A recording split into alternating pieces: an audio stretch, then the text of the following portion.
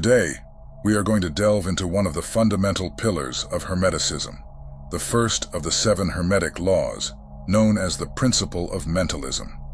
It states, "The all is mind, the universe is mental." This seemingly simple phrase holds a universe of implications within it. What does it truly mean to say, "The all is mind"? That the universe is ultimately a mental construct? That our experiences are mere reflections of our thoughts? Today, we will explore the true power behind this principle and its corroboration within modern physics. This principle not only opens the doors to the other 6 pillars of Hermes Trismegistus, but reveals to us a secret that completely transforms our way of seeing and interacting with the universe. When we affirm that the all is mind, we enter the mystery that the universe, all that is, was, and will be, is a manifestation of the universal mind, what Hindus call Vishnu's dream.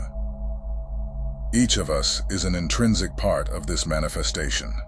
So, let us explore this deeply, for once we understand the first law, the doors to the mysteries of the spirit begin to open. To begin, it's essential to understand what this term, mentalism, means. According to the Kybalion, the most well-known book on Hermeticism, mentalism reveals that reality is not physical, nor made of solid, tangible matter as we might imagine. On the contrary, it is a mental construct, a creation of the universal mind, the all. Imagine that every element you see, touch, and feel is part of a vast mental projection, a vision many associate with the concept of the Matrix. This universe, which appears so concrete to us, is an elaborate construct that emerges from consciousness. The ancient masters of Hermeticism teach us that there is an unbreakable connection between our individual mind and this universal mind. In other words, we are sparks of the mind of the all. When you think, create, and imagine, you are using the power of a mind that is ultimately part of the universal consciousness. However, this profound thought raises a question. If we are sparks of the all, why do we feel so distant from the universal mind? What prevents us from perceiving this connection in our daily lives? And the answer lies in another Hermetic maxim. Our human mind, limited by experiences, conditioning, and individual perceptions, is obscured by the illusion of separateness. Various spiritual and philosophical traditions share this idea. Buddha taught that all that we are is the result of what we have thought. Our mind is everything. And this directly echoes the Hermetic principle. Today, science begins to tread a path that reveals the depths of the mind and its influence on reality. Physicist Max Planck, known as the father of quantum physics, stated, "I regard consciousness as fundamental. I regard matter as derivative from consciousness." The principle of mentalism finds a fascinating reflection in the famous double-slit experiment, first conducted by physicist Thomas Young in the early 19th century, and revisited with greater depth as quantum science advanced. The experiment is at first simple. A particle, such as an electron, is fired at a barrier with 2 slits.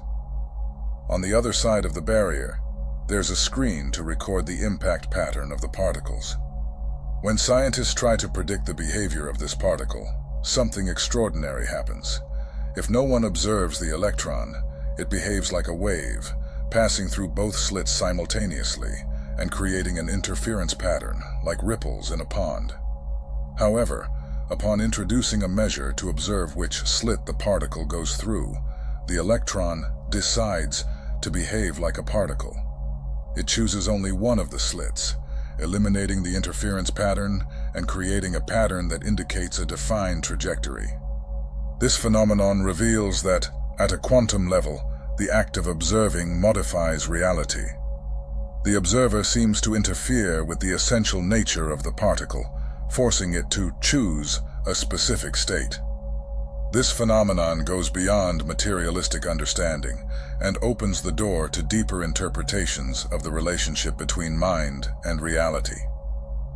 The double-slit experiment confirms that observation, consciousness focused on a point, possesses the power to determine the state of things. And here lies the great teaching of the first Hermetic law. Reality is malleable, subjective, susceptible to the conscious mind that observes, interacts, and creates. This is what Hermes Trismegistus pointed to millennia ago. Imagine the mind as a vast ocean, where every thought, every observation acts like a stone tossed onto the water's surface, creating ripples and affecting everything around it. When you direct your attention to something, you throw that stone and create the movement, transforming potentiality into manifestation, like the electron that decides to be a particle instead of a wave. This is the mental power that the Hermetic principle speaks of.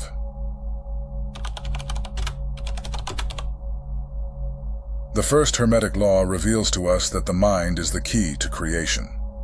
But what happens when the power of this mind, our deepest and most creative force, is dispersed and weakened? We live in an era where human attention has become the most coveted resource. Our energy, once focused on conscious creation, is being manipulated and consumed. And this is no accident. In a world where our ability to create reality depends on the strength of our attention, controlling where that attention is directed becomes a form of power.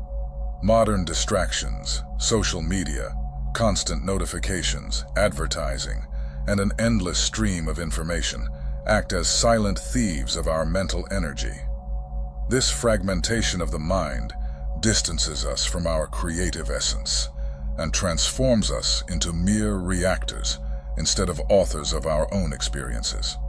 Studies show that the excess of information and constant stimuli alter our ability to concentrate and memorize in a lasting way, impairing our ability to maintain focus. Over time, the mind loses its sharpness and clarity. It's as if our mental strength is a blade, and daily distractions wear it down, making it less sharp and effective. The average person's attention span is now comparable to that of a betta fish. In Hermetic teachings, attention is seen as a tool for creation. Imagine it as the concentrated light of a magnifying glass. When your attention is focused, you can concentrate all the energy on a single point, intensifying and manifesting what you desire. But when that light is dispersed, we lose the power to transform and direct our path.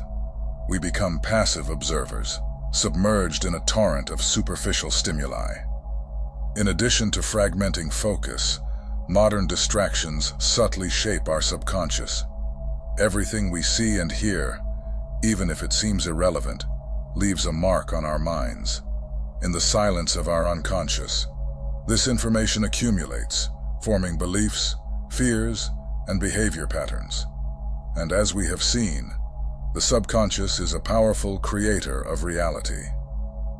By absorbing information imposed upon us without filtering, we allow our beliefs and values to be programmed by external agents. Instead of nurturing ideas aligned with our true essence, we allow others' realities to impose on ours.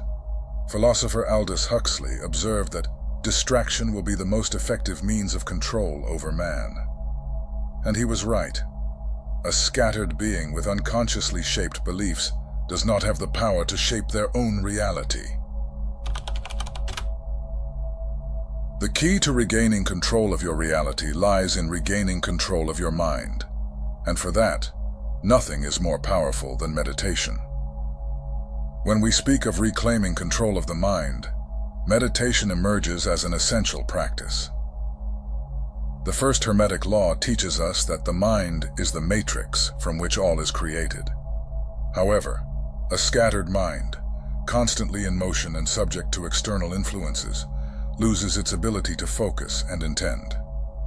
To meditate, then, is the path to gather attention and direct it, like a lens focusing light on a single point, until it becomes capable of igniting fire.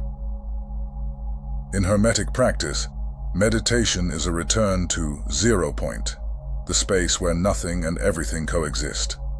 This state is the gateway to accessing our creative power, for only in a state of stillness and full presence does the mind find the balance to become a true tool for conscious creation. Meditation acts as a workout for the mind, strengthening our attention span. By sitting in silence, focusing on the breath or a point of internal observation, you are gradually breaking the cycle of distraction that dominates modern life. You are teaching the mind to remain in a state of presence, of non-reactivity. Every time a thought arises and is consciously set aside, you regain a bit of control over your mind. Imagine attention as a muscle. The more you exercise it, the stronger it becomes. Likewise, regular meditation increases the mind's capacity to focus, stabilize, and resist external distractions, reclaiming its creative potential and freeing itself from the chains of external influences. In addition to improving control over the conscious mind, meditation is also one of the most powerful ways to access the subconscious. In large part, it is the subconscious that dictates what we manifest. Therefore, if we want to transform our reality, we must dive into the depths of our subconscious and dissolve the beliefs, fears, and traumas that block our creative power. During meditation, we enter states of deep relaxation that connect us with the subconscious. In moments of stillness, old emotions and patterns emerge to be seen and finally transcended. This process is fundamental to aligning the conscious mind with the subconscious, making it an ally in creating the desired reality. When we purify our subconscious, we eliminate the blocks that unconsciously sabotage us, making space for clarity and focus in our intentions and creations.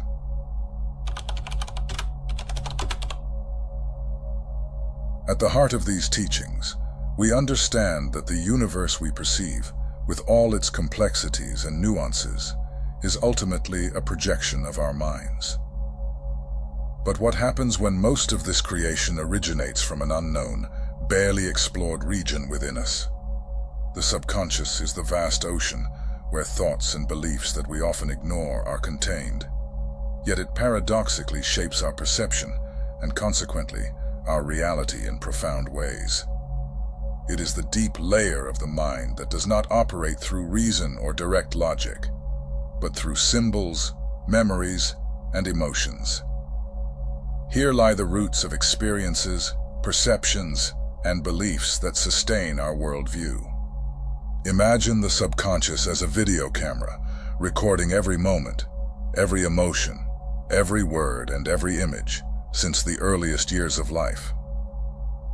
This constant recording goes beyond what you consciously perceive, as it also carries an emotional interpretation. It records fears, joys, insecurities. Each memory and emotion, once fixed in the subconscious, begins to create invisible molds that determine how you will view the world, your relationships, and even your possibilities for success and fulfillment. If the subconscious is the great mold of our reality, we need to understand how it directly influences what we experience. Limiting beliefs are ideas deeply rooted in the subconscious that generate restrictions on what we consider possible or attainable. For instance, someone who believes, even unconsciously, that they are not deserving of love may unconsciously push away people who genuinely love them, sabotaging their relationships. These limiting beliefs operate like hidden programs that bind us to patterns and repetitive cycles, preventing our conscious mind from fully manifesting the realities we desire. They work like filters, distorting our perception of the world and creating a kind of mirror that reflects not what we desire, but what we truly believe is possible. This mirror reflects, without censorship, the content of the subconscious, revealing shadows and illusions that remain hidden. By understanding how the subconscious influences our reality, we can begin the process of intentional reprogramming. This practice requires patience and repetition, as the subconscious is like fertile soil that needs to be plowed, nurtured, and cared for. Positive affirmations, visualizations, and meditative practices help remove deeply rooted beliefs and replace limiting patterns with a new vision of oneself. For example, if seeking abundance in your life, you must identify and dissolve beliefs like, "I am not worthy," or "the world is scarce." Then, through affirmations and visualizations, you plant new seeds like, "I am worthy of abundance," and "the universe is generous." Over time, this new programming begins to manifest in reality, as the subconscious is trained to respond to what it receives with repetition and emotion. Emotions are the fuel of the subconscious mind. They intensify the impression of beliefs and experiences, shaping reality with intense creative force. When you feel something deeply, this emotion becomes a message to the subconscious, which replicates this experience in your life. If you want to cultivate confidence, for example, visualize yourself in situations where you act with security and determination. Feel this confidence flowing through your body as if it were already true. The subconscious does not distinguish the real from the imagined, and thus it begins to accept this new emotional impression as part of its programming, reflecting it in your reality. Through reprogramming, self-knowledge, and the cultivation of elevated emotions, we can access the full potential of our subconscious mind, transforming it from a territory of shadows and limitations into a creative ally, capable of guiding us to our highest purpose. The first Hermetic law reveals to us that we are co-creators of our reality. Our mind is a temple, and what we create within this temple inevitably reflects in the external world.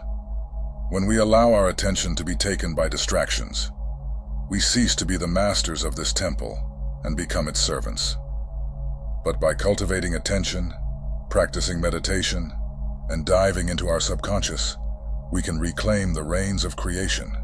We can choose what we want to see flourish in our inner garden, and consequently, in the garden of the universe around us. Thank you for watching.